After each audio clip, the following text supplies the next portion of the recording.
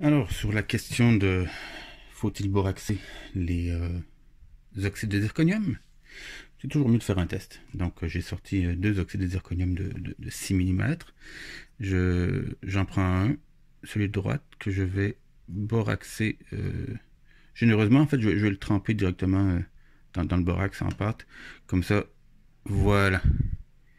Hein, bien généreusement recouvert. Comme ça, on ne va pas douter qu'il n'y en a pas dessus. Je vais aller mon chalumeau et je vais chauffer les deux.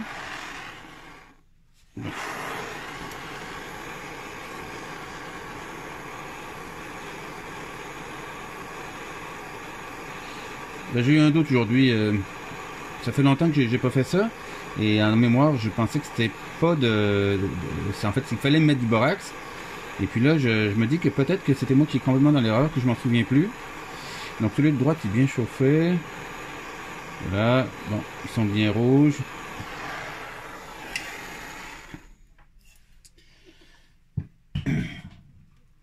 Donc là, je vais laisser refroidir. Hein, parce que bien sûr, le choc thermique, bien qu'il y ait une méthode, je pense qu'il marche mieux que l'autre, le choc thermique, ça va le niquer, bien sûr, ça va le désagréger.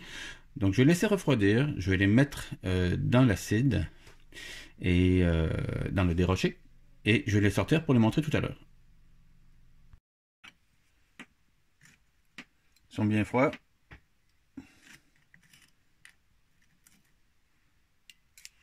Dans le dérocher, petite quinzaine de minutes. On va faire un petit 30 minutes facile. Donc je vais les enlever.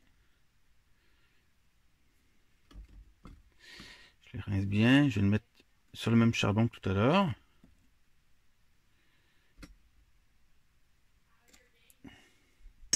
J'essaie de tout filmer pour vous montrer que j'ai pas changé les choses de place.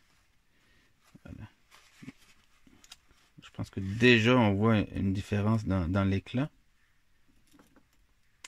Mais bon, je vais...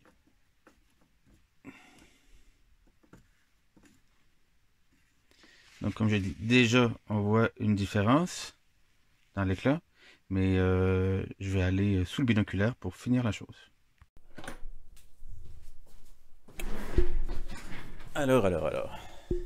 Voilà, sous le binoculaire.